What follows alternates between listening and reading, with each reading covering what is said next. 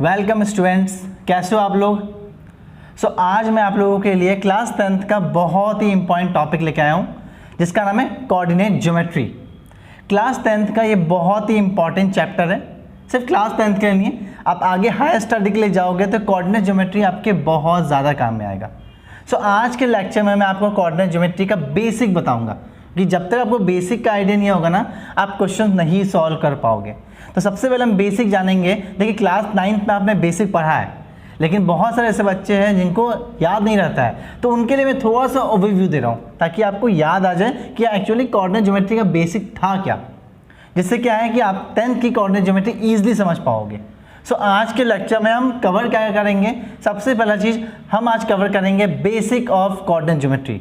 Coordinate geometry का basic चीज़ cover करेंगे। साथ में हम कवर करेंगे कार्टेशियन सिस्टम क्या होता है, कोऑर्डिनेट एक्सिस क्या होते हैं, और क्वाड्रेंट सिस्टम क्या होता है, एंड डिस्टेंस फार्मूला क्या होता है। आज के लेक्चर में हम ये टॉपिक्स कवर करेंगे, ठीक है। अब स्टार्ट करते हैं सबसे पहले कि कोऑर्डिनेट ज्योमेट्री होता क्या है। आप सब जानते हैं कि मैथ्स में बहुत सारे ब्रांचेस हैं, just like algebra, mensuration, calculus, trigonometry. उसी तरह से कोऑर्डिनेट ज्योमेट्री भी मैथ्स का बहुत ही बड़ा ब्रांच है। अब बात ये आती है ब्रांच आया कहाँ से। देखिए, कोऑर्डिनेट ज्योमेट्री जो ब्रांच है ना, वो आया है अलजेब्रा प्लस ज्योमेट्री से। मतलब अलजेब्रा और ज्योमेट्री को मैं लिंक करूँगा, तो लिंक करने के लिए जो कंसेप्ट यूज़ में आएगा उसे हम कहेंगे कोऑर्डिनेट ज्योमेट्री। सिंपल लैंग्वेज में बात करूं तो कोऑर्डिनेट ज्योमेट्री मैथ्स का वो ब्रांच है जहां पे हम किसी भी geometrical figures like rectangle, circles, sphere, किसी भी ज्योमेट्रिकल फिगर्स की स्टडी करते हैं with the help of algebra. Algebra की हेल्प से हम उसकी स्टडी करते हैं, उनका डिस्टेंस फाइंड आउट करते हैं, उनका एरिया निकालते हैं, उनका रेडियस निकालते हैं, उनका बहुत सारा पैरामीटर्स निकालते हैं, ठीक है। कोऑर्डिनेट ज्योमेट्री क्या हुआ। देखिए, कोऑर्डिनेट ज्योमेट्री क्या है, मैं अच्छे से जानते हैं थोड़ा सा।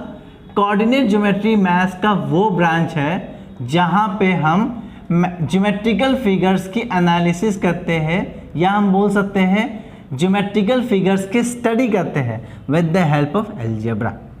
अगर मैं अलजेब्रा की हेल्प से किसी भी ज्योमेट्रिकल फिगर्स की स्टडी करूं तो उसे हम क्या बोलेंगे, कोऑर्डिनेट ज्योमेट्री। ये तो है कोऑर्डिनेट ज्योमेट्री के बारे में कि कोऑर्डिनेट ज्योमेट्री थी क्या, ठीक है। अब बात करते हैं इस कंसेप्ट की शुरुआत किसने की थी, इस कंसेप्ट को दिया किसने था। ये बहुत बड़े मैथमेटिशियन थे जिनका नाम था रेने डेस्कार्ट्स। रेने डेस्कार्ट्स ने सबसे पहले कार्टेशियन सिस्टम का इन्वेंशन किया था, और कार्टेशियन सिस्टम से हमारा कोऑर्डिनेट ज्योमेट्री आया, ठीक है। तो सारा क्रेडिट हम क्या रेने डेस्कार्ट्स को देंगे, क्योंकि वही ने उन्होंने पहले क्या स्टार्टिंग किया था, ठीक है। बाद में बहुत सारे मैथमेटिशियन अपने में थीसिस, अपने थ्योरी दिए थे, लेकिन स्टार्ट किसने किया था, रेने डेस्कार्ट्स ने किया था। स्टार्ट करते हैं। सबसे पहला बेसिक टॉपिक कोऑर्डिनेट ज्योमेट्री में हम स्टार्ट करेंगे कार्टेशियन सिस्टम। कार्टेशियन सिस्टम क्या होता है। देखिए, बहुत लोगों को पता है, मुझे पता है, लेकिन फिर भी मैं थोड़ा सा आपको ओवरव्यू दूंगा ताकि बहुत सारे ऐसे स्टूडेंट्स हैं जिनको इनका आइडिया नहीं होता है, तो मैं आपको थोड़ा सा बेसिक आइडिया दूंगा कि कार्टेशियन सिस्टम होता क्या है। देखिए, कार्टेशियन सिस्टम सिंपल सा वो सिस्टम होता है जो किसी भी पॉइंट का लोकेशन बताता है with the help of X and Y axis. कैसे, देखिए, सपोज मान लीजिए मैंने ये प्लेन बनाया, इसे हम कहते हैं कार्टेशियन प्लेन। ये हमारा एक कार्टेशियन प्लेन है, ठीक है। दो एक्सिस होते हैं, X axis and Y axis. This one is X, this one is X dash, this one is Y and this one is Y dash.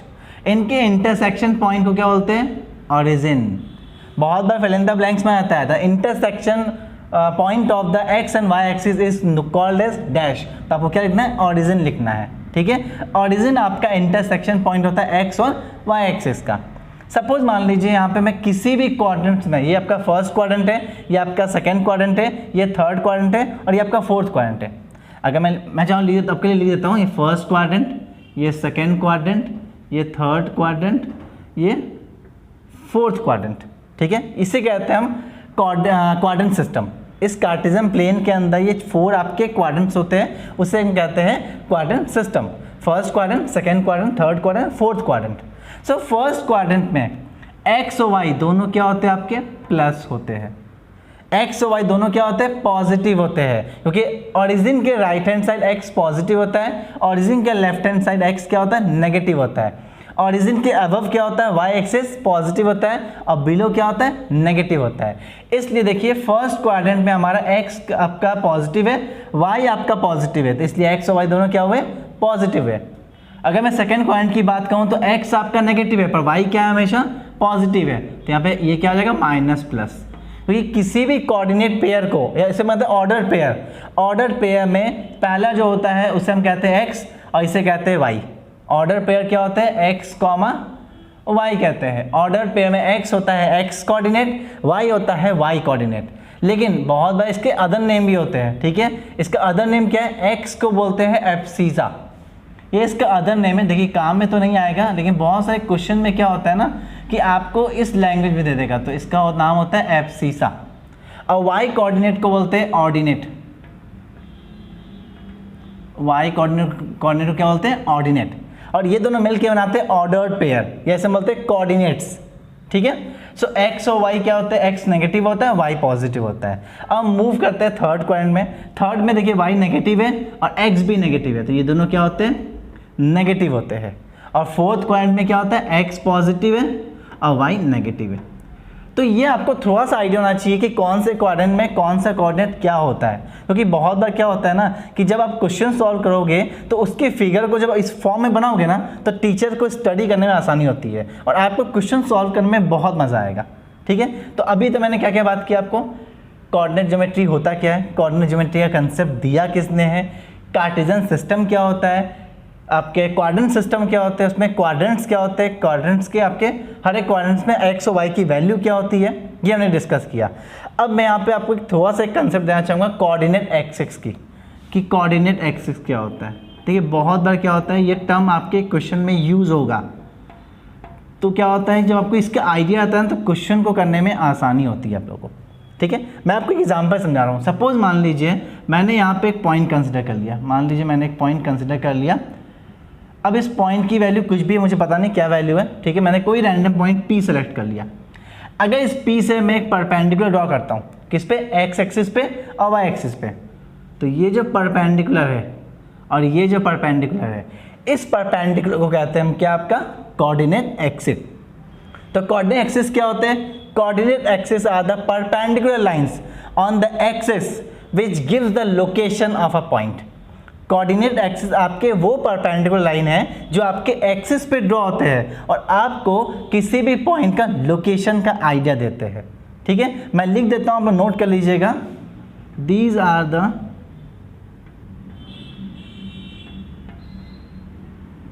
Perpendicular line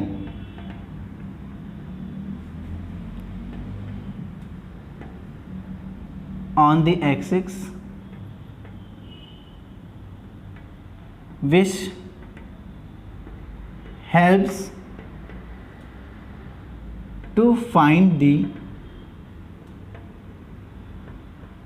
location of a point। किसी भी point के location को find out करने में काम आता है। तो ये होता है कोऑर्डिनेट एक्सिस। अब जैसा कि मैंने आप लोगों को कोऑर्डिनेट सिस्टम में बताया था कि फर्स्ट क्वाड्रेंट में एक्स और वाई क्या होते हैं, पॉजिटिव होते हैं। सेकंड में एक्स और वाई नेगेटिव और पॉजिटिव होते हैं। थर्ड में दोनों नेगेटिव होते हैं और फोर्थ में एक्स पॉजिटिव और वाई नेगेटिव होता है। लेकिन एक बार बच्चे कहाँ पे कंफ्यूज होते हैं, सपोज मान लीजिए कोई भी कोऑर्डिनेट अगर एक्सिस पे दे दिया तो क्या पता करेंगे। सपोज मान लीजिए मैंने एक पॉइंट मान लिया इस एक्सिस पे, ये हमने क्यू मान लिया। अगर मैं आपसे पूछूं इस क्यू पॉइंट के कोऑर्डिनेट्स क्या होंगे, तो आप क्या बताओगे। देखिए, जब भी एक्स एक्सिस पे कोई भी पॉइंट हो, एक्स एक्सिस पे वाई कोऑर्डिनेट क्या होता है, 0 होता है। प्लीज़ नोट कर लीजिएगा, एक्स एक्सिस पे वाई कोऑर्डिनेट क्या होता है, 0 होता है। तो अगर मैं इसके कोऑर्डिनेट की बात करूँ तो ये क्या हो जाएगा, एक्स कॉमा 0 हो जाएगा। ठीक है, इसी तरह से वाई में कहीं मैं पॉइंट ले लूँ, मान लीजिए यहाँ मैंने पॉइंट ले लिया, तो वाई एक्सिस पे एक्स कोऑर्डिनेट 0 होता है, जस्ट अपोजिट होता है, तो इसका कोऑर्डिनेट हो जाएगा 0 कॉमा वाई। बहुत बार एग्जाम में ये वर्ड यूज होता है, एक्स एक्सिस पे पॉइंट है, वाई एक्सिस पे पॉइंट है, तो आपको कोऑर्डिनेट निकालने में दिक्कत आती है। तो याद रखिएगा कि अगर एक्स एक्सिस पे पॉइंट है तो वाई कोऑर्डिनेट क्या होगा, 0 होगा, और वाई एक्सिस पे कोई पॉइंट है तो आपका एक्स कोऑर्डिनेट 0 होगा। ठीक है, तो मैंने आप लोग के आज मैंने क्या किया है, आप लोग को बेसिक कवर किया है। कोऑर्डिनेट ज्योमेट्री होता क्या है, कोऑर्डिनेट ज्योमेट्री का कंसेप्ट दिया किसने है, कार्टेशियन सिस्टम क्या होते हैं, क्वाड्रेंट सिस्टम क्या होते हैं, हर एक क्वाड्रेंट में एक्स और वाई की वैल्यू क्या होती है, प्लस होती है कि माइनस होती है, और मैंने डिस्कस किया कोऑर्डिनेट एक्सिस क्या होते हैं। ठीक है, ये देखिए ये सिर्फ आपका बेसिक है, क्लास 9 में आपने सब कुछ पढ़ा हुआ है, लेकिन फिर मैंने थोड़ा सा ओवरव्यू दिया है ताकि आपको याद आ जाए। ठीक है, अब क्लास 10th के टॉपिक में मूव करते हैं। सबसे बड़ा टॉपिक है हमारा distance formula. Distance formula class 10th का इस कोऑर्डिनेट ज्योमेट्री का एक तरह से मान लीजिए रामबाण है। क्यों? क्योंकि उस फॉर्मूले से आप max to max question solve करोगे। तो हम डिस्कस करते हैं डिस्टेंस फॉर्मूला के बारे में। डिस्टेंस फॉर्मूला होता क्या है, देखिए नाम क्या है, डिस्टेंस फॉर्मूला, डिस्टेंस की बात की गई है। तो आपको कोऑर्डिनेट ज्योमेट्री में दो पॉइंट या दो कोऑर्डिनेट के बीच की डिस्टेंस निकालने के लिए डिस्टेंस फॉर्मूला यूज़ करना पड़ेगा। ठीक है, सो डिस्टेंस फॉर्मूला स्टार्ट करते हैं। डिस्टेंस फॉर्मूला का फॉर्मूला क्या, पहले फॉर्मूला लिख लेता हूँ मैं, फिर मैं बताऊँगा इसका डेरिवेशन। क्योंकि बहुत बार क्या होता है ना, बच्चे एग्जाम में फॉर्मूला भूल जाते हैं। तो क्या होता है कि अगर फॉर्मूला याद नहीं रहेगा तो क्वेश्चन कर नहीं पाइएगा। लेकिन मैं आपको अगर इसका डेरिवेशन बता दूं और अगर आपको समझ में आ जाए तो एग्जाम में क्या होगा, डेरिवेशन को डिराइव कर लोगे और उससे एक फॉर्मूला बना लोगे और एग्जाम में इसको यूज़ कर लोगे। ठीक है, सो स्टार्ट करते हैं डिस्टेंस फॉर्मूला। डिस्टेंस फॉर्मूला, ठीक है। डिस्टेंस फॉर्मूला को बताने के लिए मैं पहले आपकी फिगर ड्रॉ कर देता हूँ कि हमें दो कोऑर्डिनेट दिखाने पड़ेंगे यहाँ पे। सपोज मान लीजिए ये हमारा कार्टेशियन प्लेन है, ये हमारा एक्स एंड वाई एक्सिस है, Y X and Y axis है, X and X dash, Y and Y dash.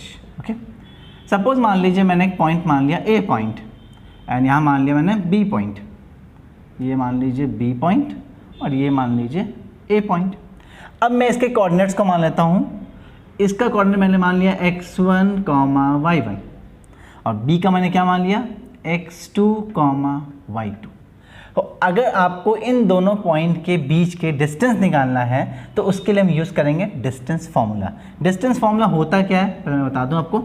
Distance formula AB is equal to होता है under root y2 minus y1 whole square plus x2 minus x1 whole square. ये बहुत simple formula है। ठीक है, इसमें आपको एग्ज़ाम में इस फॉर्मूले से बहुत सारे क्वेश्चन आते हैं। अब बात ये आती है कि सर ये फॉर्मूला आया कैसे। अगर मैं एग्ज़ाम में फॉर्मूला याद नहीं रहा तो हम इसको डिराइव कर सकते हैं क्या, बिल्कुल कर सकते हो। कैसे, मैं आपको इसका एक ट्रिक बता रहा हूँ, बहुत सिंपल ट्रिक है, कोई ज़्यादा कैलकुलेशन नहीं है, सिर्फ फिगर को आप एनालिसिस कीजिएगा आपका डेरिवेशन हो जाएगा। देखिए कैसे, सबसे पहले मुझे ए और बी का डिस्टेंस निकालना है तो मैं ए और बी को क्या करता हूँ, ज्वाइन कर देता हूँ। चलिए मैंने ए और बी को ज्वाइन कर दिया। इसके बाद क्या करना है, हमें ए और बी से परपेंडिकुलर लाइन ड्रॉ करना है एक्स एक्सिस पे और वाई एक्सिस पे। चलिए वो भी कर लेते हैं।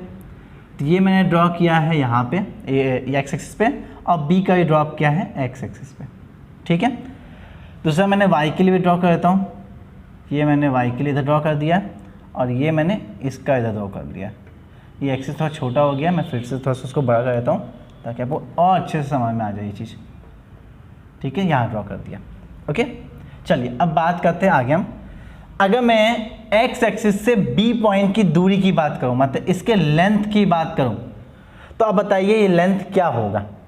अब इसको देखिए, मैंने कहा था जो परपेंडिकुलर लाइन एक्स एक्सिस पे ड्रॉ करते हैं, एक्स एक्सिस से जो दूरी होती है वो दूरी होती है y2, क्योंकि y2 कोऑर्डिनेट्स हमें एक्स एक्सिस से दूरी देता है और x2 क्या है, y एक्सिस से दूरी देता है। मतलब अगर मैं इस डिस्टेंस की बात करूं तो ये डिस्टेंस क्या होगा हमारा, x2 होगा। ठीक है, सेम इसी तरह से मैं a पॉइंट पे बात करता हूं।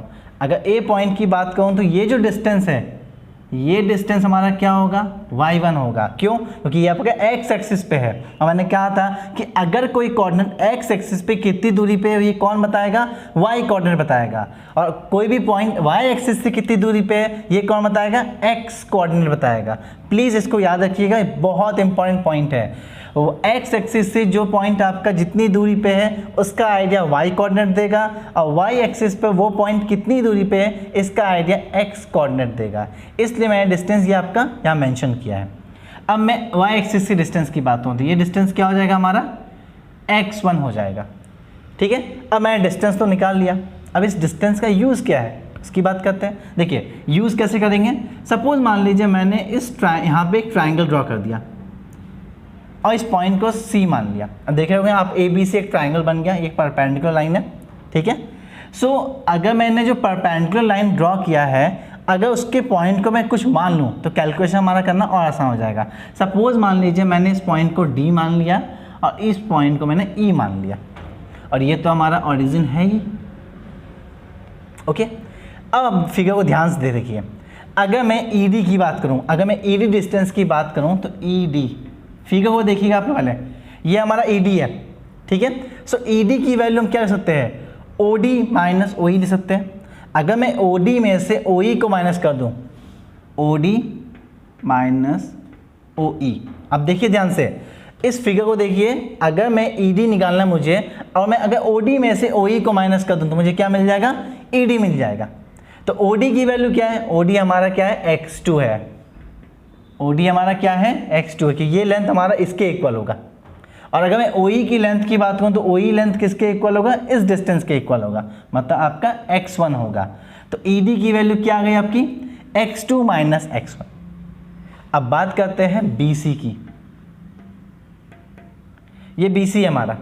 तो ये BC जो डिस्टेंस है ये हम कैसे निकालेंगे, इसको लिखते हैं BD माइनस CD। देखिए मैं जो लिख रहा हूँ अब उसको मत ध्यान दीजिए, मैं जो बोल रहा हूँ उसको फिगर में देखिए। अगर मैं BD में से CD को माइनस कर दूँ, BD क्या है हमारा, BD की वैल्यू y2 है और CD की वैल्यू क्या है, आप देखिए फिगर को ध्यान से, CD की वैल्यू हमें यहाँ दी भी नहीं है, पर देखिए क्या CD हमारा AE के पैरेलल है क्या, देखिए ध्यान से, CD हमारा AE के पैरेलल है और AE की वैल्यू क्या है, y1 है। तो CD की वैल्यू भी क्या होगी आपकी, ये वैल्यू भी क्या होगी, y1 होगी। तो CD क्या हो जाएगा, y1, मतलब हमें AD मिल गया, BC मिल गया। अब यार बात करते हैं फिगर को देखिए, क्या ED की वैल्यू AC के इक्वल है, फिगर को देखिए ED की वैल्यू AC के इक्वल है क्योंकि पैरेलल लाइन है, तो ED हमारा AC के इक्वल है, मतलब मैं बोल सकता हूँ इसकी जो वैल्यू आई वो AC के इक्वल होगी, ठीक है। तो BC इक्वल टू क्या हो गया, BD minus CD, y2 minus y1, पहले मैंने आपको बता दिया है। अब देखते हैं ट्राइंगल ABC में, ट्राइंगल ABC की बात करते हैं तो ट्राइंगल ABC क्या है, राइट ट्राइंगल ट्राइंगल है। तो राइट ट्राइंगल ट्राइंगल में अप्लाई करेंगे पाइथागोरस थ्योरम। तो पाइथागोरस थ्योरम क्या होता है, हाइपोटेन्यूस का square equal to perpendicular square plus base square. तो यहाँ हो जाएगा AB square is equal to AC square plus BC square, ठीक है। अब जैसा कि आप फिगर में देख रहे होंगे, यहाँ पे मैंने AC की वैल्यू यहाँ पे निकाल रखी है x2 माइनस x1 और यहाँ पे BC की वैल्यू निकाल रखी है y2 माइनस y1। आपको सिर्फ उसकी वैल्यू पुट करनी है, आपका इक्वेशन बन के आएगा AB square is equal to AC की वैल्यू हो जाएगी x2 माइनस x1 का होल स्क्वायर प्लस, और BC की वैल्यू क्या है, y2 माइनस y1 का होल स्क्वायर, ठीक है। अब अगर मैं स्क्वायर को राइट हैंड साइड शिफ्ट करूंगा तो स्क्वायर क्या हो जाएगा हमारा, रूट बन जाएगा, और इस रूट में फॉर्मूला आ जाएगा x2 minus x1 whole square plus y2 minus y1 whole square. अब यहाँ पे एक पॉइंट है जो मैं आपको बताना चाहूँगा कि जब भी स्क्वायर को हम राइट हैंड साइड में शिफ्ट करते हैं तो स्क्वायर हमारा चेंज होता है प्लस माइनस साइन के साथ, लेकिन यहाँ आपने फॉर्मूला देख रहे होंगे यहाँ पे सिर्फ प्लस है। ऐसा क्यों, क्योंकि डिस्टेंस कभी भी नेगेटिव नहीं होता है। अगर डिस्टेंस नेगेटिव नहीं होगा तो इस सिंबल, ये जो साइन है क्या होगा आपका, यहाँ पे इसका कोई काम नहीं है। तो ये फॉर्मूला क्या हो जाएगा, AB इज इक्वल टू हो जाएगा सिंपल प्लस में x2 माइनस x1 का whole square plus y2 minus y1 whole square. ये आपका डिस्टेंस फॉर्मूला का मैंने आपको डेरिवेशन बताया है, ठीक है। बहुत बार एग्जाम में अगर फॉर्मूला भूल जाओ तब इसको ईजिली ड्राइव कर सकते हो, ठीक है। बहुत सिंपल डेरिवेशन है, ठीक है। प्लीज़ इसको नोट कर लीजिए, एक प्रॉपर नोट बना लीजिए ताकि आप जब भी इसकी प्रिपरेशन करो आपके पास प्रॉपर नोट्स रहे। मिलते हैं हम लोग नेक्स्ट वीडियो में जिसमें मैं आप लोगों को डिस्टेंस फॉर्मूला का कुछ क्वेश्चंस कराऊंगा, ठीक है, और कुछ क्वेश्चंस दूंगा भी आपको करने के लिए। Okay, so thank you so much.